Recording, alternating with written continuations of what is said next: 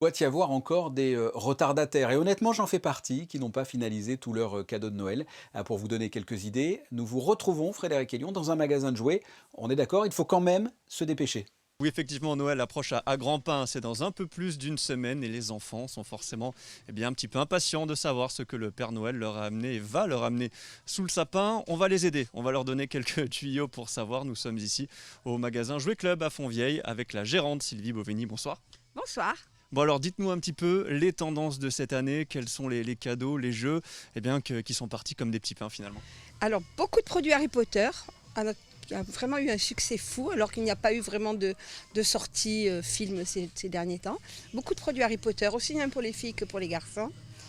Chez les filles, on reste quand même les produits LOL, LOL, vous connaissez, les poupées qui se vendent énormément.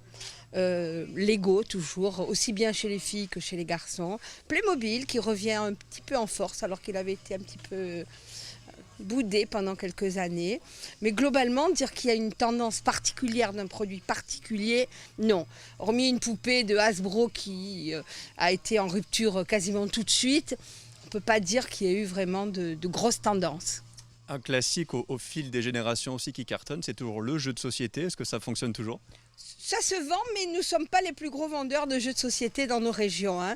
On en a beaucoup vendu pendant le premier confinement. Là, ça a été avec le Drive, on n'a vendu que ça, puzzle et jeux de société. Mais après, globalement, sur l'année, dans nos régions, les gens ils sortent beaucoup et on n'est probablement pas les meilleurs vendeurs de jeux de société. Bien que ça reste quand même une grosse